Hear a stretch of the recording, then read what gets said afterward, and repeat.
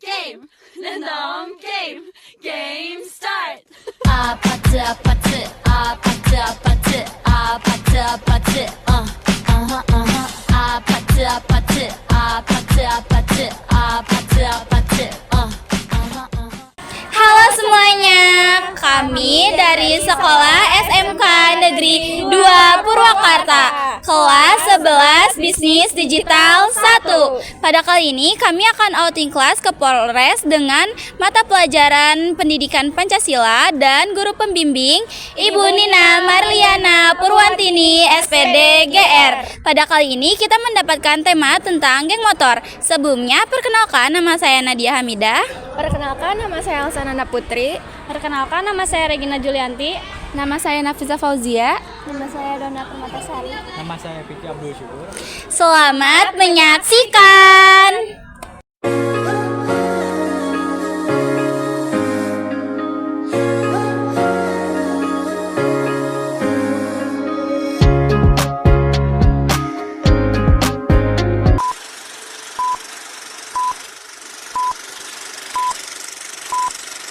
Apa faktor utama yang membuat remaja bergabung dengan geng motor? Pertama tuh biasanya karena pergaulan. Pergaulan itu di kalangan remaja ya sangat penting lah. Entah dia mau bergaul dengan siapa tuh ditentuin sama istilahnya. Contohnya seperti saya waktu SMA, saya mau bergaul sama siapa nih? Istilahnya kalau mau bergaul sama anak-anak yang geng motor atau mau bergaul sama yang anak-anak yang dalam kutipan baiklah. Itu pergaulan saya utama yang membuat seorang remaja itu bergabung dalam geng motor. Istilahnya kalau di remaja sendiri kan keren gitu ya, istilahnya kalau kita gabung sama geng motor nih keren nih, dilihat cewek-cewek gini. Terus geng motor tuh kayak motoran jalan lari, kumpul di tempat di kafe gitu. Jadi anggapannya remaja itu kalau kumpul sama geng motor tuh keren gitu. Terus faktor yang kedua dari lingkungan, karena istilahnya misalnya saya tinggal di lingkungan yang ada geng motor itu, jadi secara tidak langsung saya pasti memiliki keinginan untuk gabung dalam geng motor tersebut. Nah itu kembali ke pribadi masing-masing sih, mau atau tidaknya bergabung dalam. Peran siapa aja agar remaja tidak melakukan tindakan melawan hukum, terutama tindakan anarkis bersama geng motor? Yang paling penting yang pertama itu orang tua ya. Orang tua keluarga itu penting sekali itu memainkan peran terhadap anak.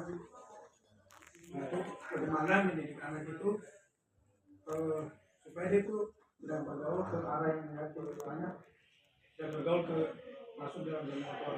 Itu peran orang tua. Yang kedua, peran dari teman-teman atau pergaulan nanti itu sangat penting, karena apabila pergaulannya itu udah buruk, yang pasti itu pergaulannya itu pasti akan menuju ke sana. Tidak bisa dipungkiri, karena kita lihat para remaja, saya lihat di zaman sekarang ini, kalau dari pergaulannya udah sama yang buruk, pasti ujung-ujungnya juga dia pasti terjerumus ke dalam hal negatif yang lain.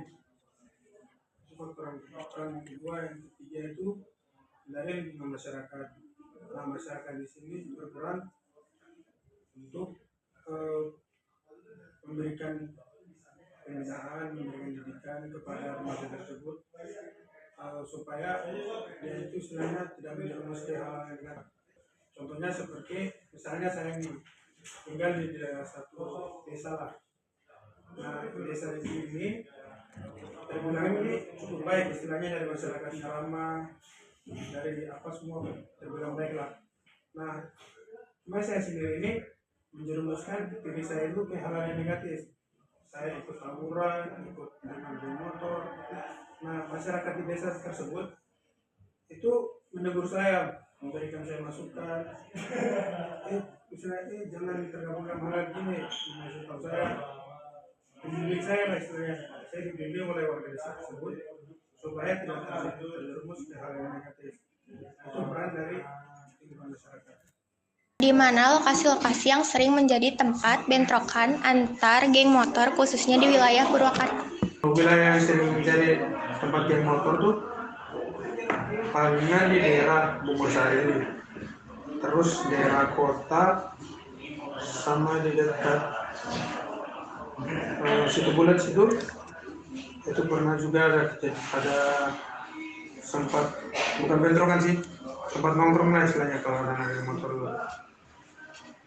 Terus palingan di tempat-tempat keramaian, atau ada tempat-tempat hiburan malam di kafe-kafe di pinggir jalan itu kan kebanyakan kan ada geng-geng motor yang kumpul. Nah biasanya ada dua atau ada lebih geng motor di situ, biasanya kan istilahnya kayak saling menjatuhkan atau saling siapa nih yang paling jago di sini istilah itu. Oh yang geng motor ini pasti dua-duanya kan gak mau kalah, pasti salah satu pihak pengen istilahnya dia paling inilah. Kapan pihak kepolisian biasanya meningkatkan pengawasan terhadap aktivitas geng motor? Pengawasan dari kepolisian sendiri, untuk kepolisian sendiri biasanya melaksanakan patroli tiap malam hari, atau biasanya patroli pada saat malam minggu atau ada keramaian. Itu kepolisian biasanya melaksanakan patroli untuk meminimalisir terjadinya kericuhan atau adanya gesekan antara geng motor. Nah kami juga pada saat melaksanakan patroli, apabila menemukan adanya geng motor di jalanan atau yang lagi ngumpul, lagi nongkrong, itu kami selalu memberikan himbauan kepada geng motor untuk tetap menjaga situasi Kamtipmas. Misalnya apabila misalnya mereka nongkrong terus kedapatan, itu kami memberikan himbauan nongkrongnya jangan terlalu lama. Kalau bisa ya jam 10 atau jam 11-an itu udah bubarkan. Itu pertama kami memberikan himbauan. Nah, apabila himbauan tersebut tidak dilaksanakan, ya pastinya kami dari kepolisian sendiri memberikan tindakan tegas kepada geng motor tersebut. Gunanya apa? Untuk mengantisipasi terjadinya permasalahan. Mengapa tindakan kekerasan seringkali terkait dengan aktivitas geng motor? Menurut saya dari beberapa kasus yang ditangani oleh kepolisian, apabila terjadi itu biasanya kalau kasus kekerasan antar geng motor itu ya penyebab utamanya itu karena adanya gesekan antara geng motor atau istilahnya cekcok dari antara geng motor satu dan geng motor yang lain.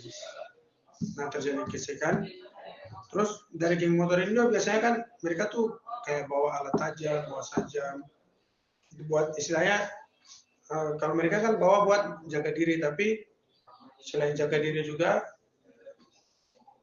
dari kasus yang terjadi itu biasanya mereka kayak unjuk diri gitu, ini geng motor siapa nih yang paling baik istilahnya. Nah apabila terjadi gesekan, ya kekerasan itu tidak bisa dipungkiri pasti terjadi antara geng motor satu dan geng motor lain, pasti terjadi kekerasan, terjadi tawuran. Itu yang menyebabkan adanya kekerasan yang terjadi. Bagaimana cara efektif untuk mencegah remaja terjerumus dalam geng motor meliputi pemberian edukasi dan kesadaran sejak dini? Terutama itu keluarga untuk mendidik anak tersebut untuk tidak terjerumus dalam geng motor atau terjerumus ke hal negatif yang lain. Yang kedua itu dari faktor agama. Jadi dari remaja tersebut juga istilahnya dia itu harus agamanya itu harus kuat atau rohaninya itu harus bagus. Kalau di agama Islam kan harus rajin sholat, harus ini. Kalau di agama Kristen pasti sering ibadah. Ya dari hal tersebut pasti remaja tersebut secara tidak langsung dia akan sadar, oh geng motor nih hal yang tidak baik. Jadi pasti dia nggak akan ikuti, dia pasti ikutnya ke hal-hal yang baik, hal yang positif. Terus faktor yang berikut, yang kedua, yang ketiga itu dari pergaulan, dari pergaulannya dia. Jadi seorang remaja ini, apalagi masa-masa remaja kan pasti dia pengen cari pergaulannya inilah itulah, masa-masanya sedang mencari jati diri lah istilahnya. Kalau dia juga salah pergaulan, ya pasti ujung-ujungnya dia pasti terjerumus ke hal yang negatif. Makanya dari seorang remaja itu kalau bisa pergaulannya itu ke arah yang positif. Yang keempat, dari lingkungan masyarakat juga itu memiliki peran yang penting untuk seorang remaja itu dia tidak terjerumus ke motor atau kekerasan. Seperti yang saya sudah jelaskan, masyarakat di sini tuh fungsinya membimbing untuk remaja tersebut di lingkungan masyarakatnya, di lingkungan di mana dia tinggal, masyarakat di situ juga memiliki peran membimbing remaja ini agar tidak terjerumus ke hal negatif. Dari kelompok kami, maaf jika ada kesalahan dan kekurangan. Wassalamualaikum